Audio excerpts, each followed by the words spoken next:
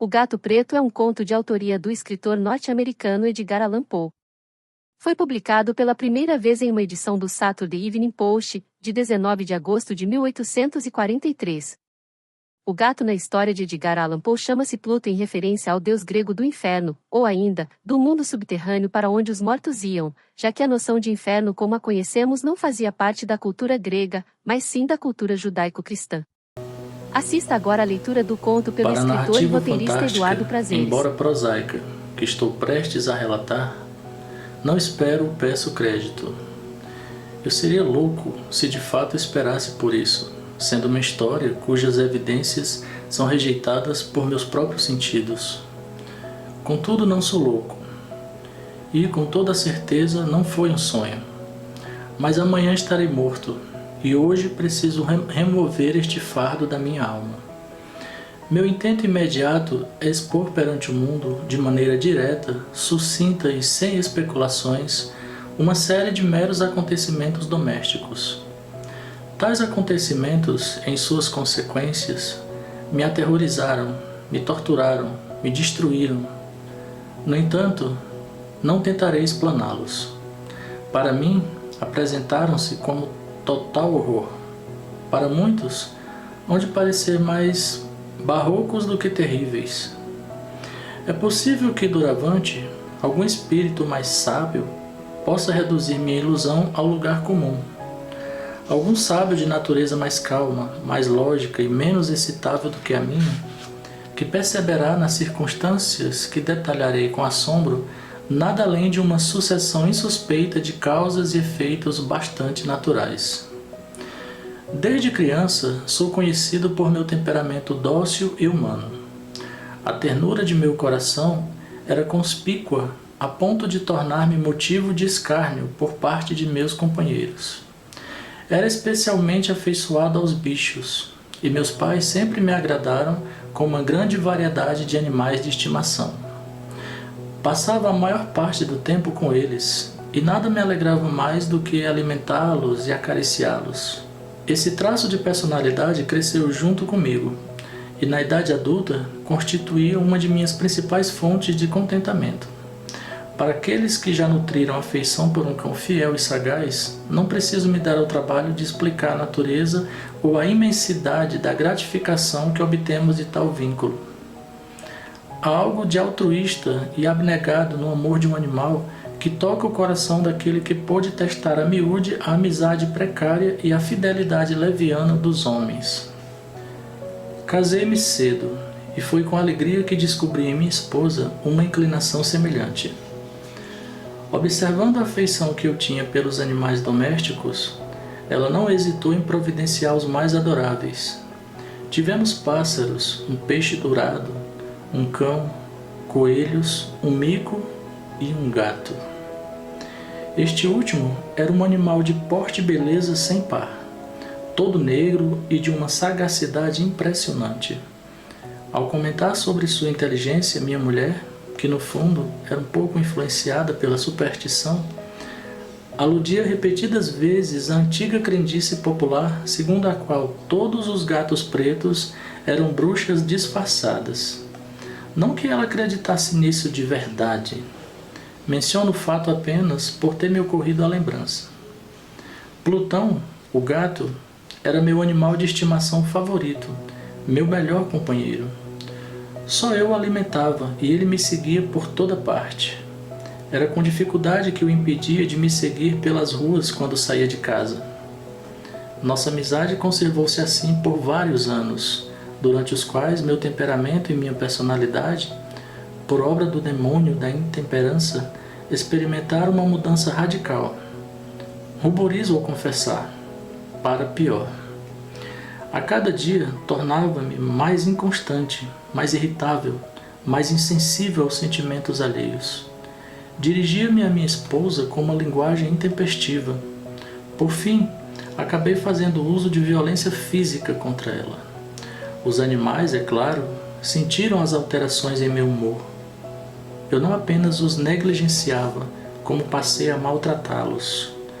No entanto, conseguia manter estima suficiente por Plutão para não o atormentar, como fazia sem escrúpulos com os coelhos, o mico ou até mesmo o cão, quando por acidente ou afeição ele se punha em meu caminho. Porém, a doença tomou conta de mim, pois o álcool é uma doença.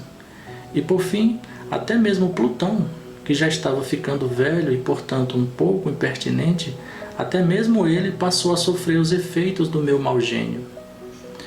Certa noite, ao chegar em casa muito embriagado, após uma de minhas incursões noturnas pela cidade, cismei que o gato me evitava.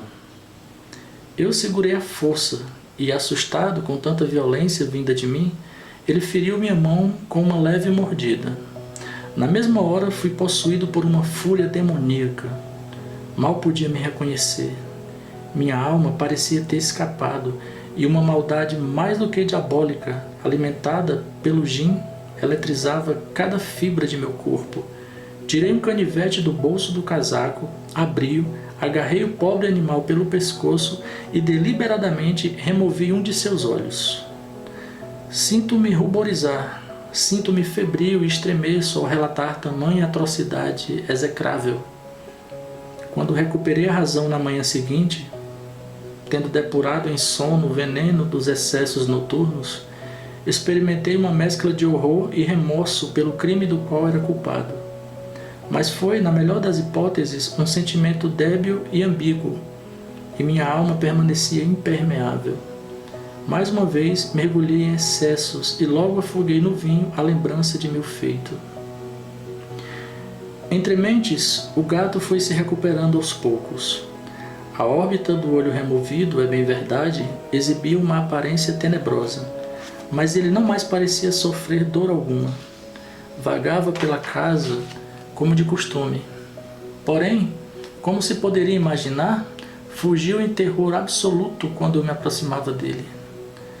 Preservava ainda uma porção suficiente de meu antigo coração para lamentar a evidente ojeriza de uma criatura que outrora me amara tanto. Entretanto, tal sentimento logo deu lugar à irritação, e então, em minha queda derradeira e irrevogável, apossou-se de mim o espírito da perversidade. A filosofia ignora tal espírito. Contudo, com a mesma certeza com que creio em minha alma, acredito que a perversidade seja um dos impulsos primitivos do coração humano, uma de suas faculdades primárias indivisíveis, ou sentimentos que fornecem direção ao caráter do homem. Quem, centenas de vezes, não se viu cometendo um ato vil ou estúpido pelo simples motivo de saber que ele é proibido? Não temos uma inclinação perpétua a despeito de nosso juízo para violar a lei apenas por compreendê-la como tal? O espírito da perversidade, eu dizia, trouxe-me a derrocada final.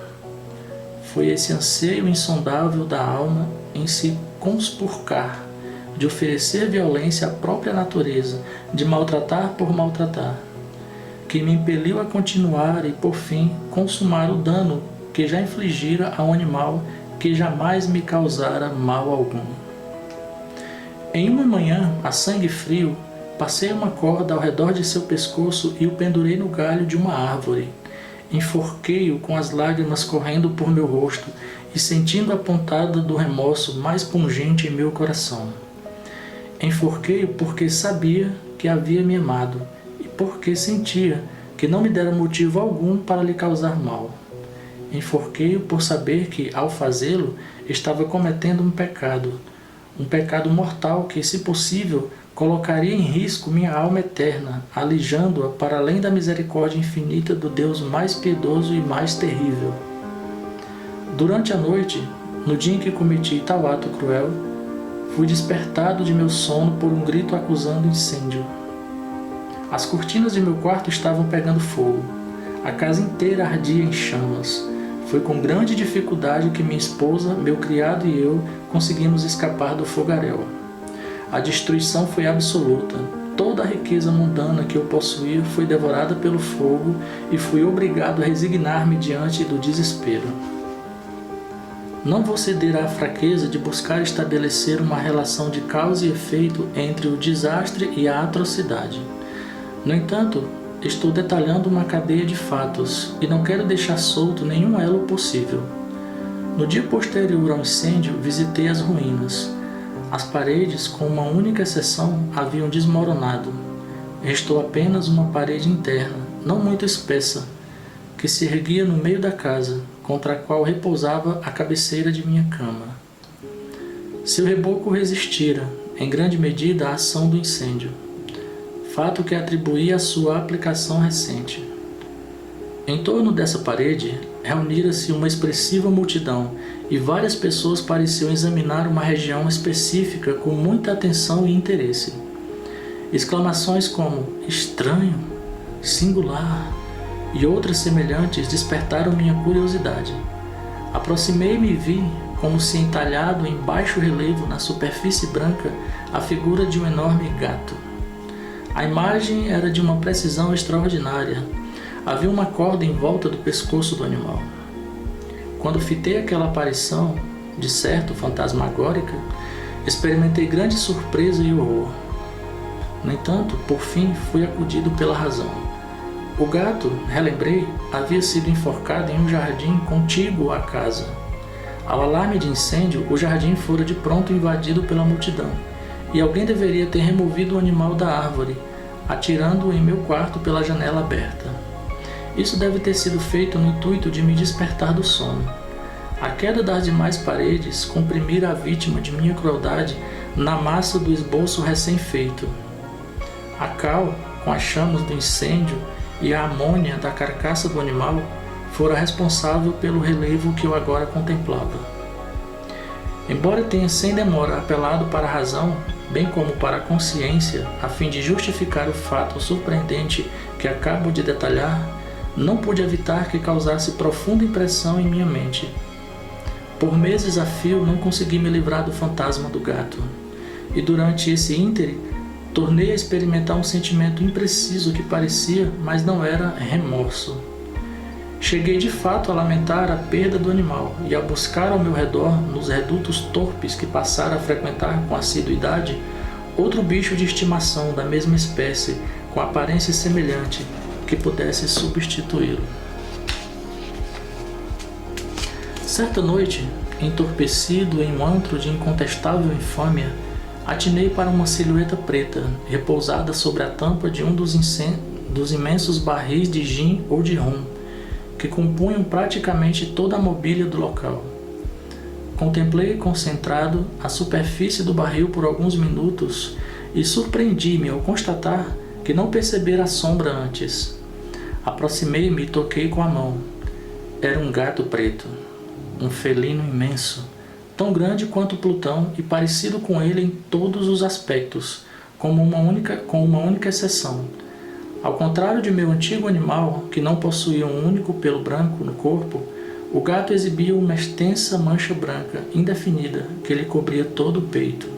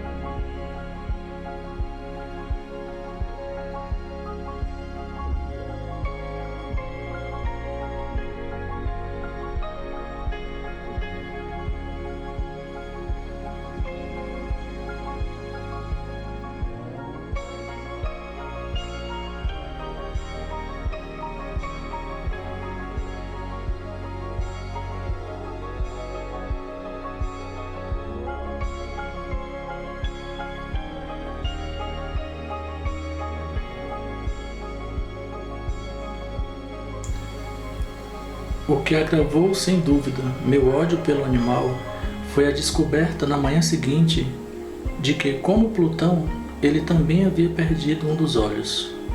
Tal circunstância tornou ainda mais caro a minha mulher, que, como já mencionei, possuía um temperamento assaz humano, o qual outrora representara um traço de meu caráter, bem como a fonte de muitos de meus mais simples e puros deleites. Minha aversão ao gato, no entanto, parecia crescer em escala proporcional à sua predileção por mim. Ele seguia meus passos com uma tenacidade que o leitor dificilmente poderá compreender. Quando me sentava, aninhava-se sob minha cadeira ou pulava em meu colo, cobrindo-me com suas repulsivas carícias. Se me levantava para andar, metia-se entre meus pés, quase me fazendo tropeçar, ou, cravando as garras longas e afiadas em minha roupa, subia por meu corpo até alcançar o peito. Nessas ocasiões, embora desejasse destruí-lo com um golpe, ainda conseguia me conter, em parte pela memória do crime que cometi anteriormente, mas, sobretudo, deixe-me confessar de uma vez, pelo pavor absoluto que o animal me inspirava. Não temia exatamente um dano físico, contudo, não saberia definir esse medo de outra maneira. É com muita vergonha que admito, sim, mesmo agora, condenado nesta cela, é com muita vergonha que admito que o terror e o horror que o animal me inspirava haviam sido exacerbados por um dos devaneios mais triviais que se possa conceber. Minha esposa chamara minha atenção mais de uma vez para o aspecto da mancha branca do animal, a qual já me referi e que constituía a única diferença visível entre a misteriosa criatura e o gato que eu destruíra. O leitor há de recordar que tal mancha, embora extensa, era originalmente indefinida, mas aos poucos, de modo quase imperceptível, com o qual minha mente lutou por muito tempo para rejeitar como fantasioso, ela foi ganhando um contorno cada vez mais nítido. Era então a representação de um objeto que tremo ao nomear, e por esse motivo, acima de todos os demais, eu abominava, temia e teria me livrado do monstro se tivesse tido coragem. Era agora, como ia dizendo, a imagem de algo horrendo, macabro, a imagem de uma forca. Lúgubre e tenebroso instrumento de horror e do crime, da agonia e da morte. Eu agora estava desgraçado para além de qualquer tragédia humana, e que um animal estúpido, cujo semelhante eu destruíra com tamanho desprezo, que um animal estúpido fosse capaz de impingir a mim, homem feito à semelhança do Deus Altíssimo, um sofrimento tão insuportável, ai de mim, passei a desconhecer, fosse dia ou noite, a bênção do repouso. Durante o dia, a criatura não me deixava um instante sozinho. À noite, despertava de hora em hora de sonhos de inexprimível pavor para me deparar com aquele demônio baforando seu hálito quente em meu rosto, o corpo volumoso, um pesadelo encarnado do qual não podia me desvencilhar, pairando como um peso eterno sobre meu coração. Soterrado pela pressão de tais tormentos, o resquício de bondade que havia em mim sucumbiu. Pensamentos malignos tornaram-se meus únicos companheiros íntimos. As ideias mais tenebrosas e soturnas. A instabilidade de meu habitual temperamento acentuou-se em um ódio generalizado de tudo e por todos. Enquanto isso, minha resignada esposa era a principal e mais paciente vítima dos ataques súbitos, frequentes e incontroláveis de uma fúria a qual eu então me abandonava cegamente. Certo dia, ela me acompanhou por ocasião de um afazer doméstico, até o porão da velha casa onde fomos obrigados a morar em virtude de nossa pobreza. O gato me seguiu, descendo pelos íngremes degraus, e, quase me fazendo cair de cabeça, exasperou-me as raias da loucura. Erguendo o machado e esquecendo em minha ira o pavor pueril que até então me cerceara, preparei um golpe que, é claro, teria sido fatal caso eu tivesse acertado o alvo. Porém, a mão de minha mulher o impediu. Instigado pela interferência a uma ira ainda mais demoníaca, desvencilhei-me do toque dela e enterrei o machado em seu crânio. ela caiu morta na hora, sem emitir um único gemido. Após cometer o hediondo assassinato, engajei-me de imediato, com total deliberação, na tarefa de ocultar o cadáver. Sabia que seria impossível removê-lo da casa, fosse de dia ou de noite, sem correr o risco de ser observado pelos vizinhos. Diversas ideias me ocorreram. Em determinado momento, pensei em esquartejar o corpo em diminutos fragmentos e depois destruí-los no fogo. Depois, ponderei se deveria cavar uma cova no assoalho do porão. Mais adiante, cogitei arremessá-lo no poço do jardim. Ocorreu-me também embalá-lo em uma caixa como se fosse uma mercadoria, com todos os arranjos habituais, e arrumar um carregador para retirá-lo da casa. Por fim, optei pela solução que me pareceu melhor do que qualquer uma das anteriores. Decidi emparedá-lo no porão, como, segundo relatos, faziam os monges com as suas vítimas na Idade Média. Logo constatei que podia desalojar os tijolos naquele lugar, acomodar o cadáver e vedar a parede novamente, de modo que observador algum jamais poderia desconfiar de que havia algo suspeito ali. Meus cálculos não me enganaram. Com a ajuda de um pé de cabra, removi com facilidade os tijolos e, após ter depositado com muito cuidado o cadáver contra a parede interna, imobilizei-o nessa posição enquanto reerguia, sem grande dificuldade, a estrutura tal como estivera antes.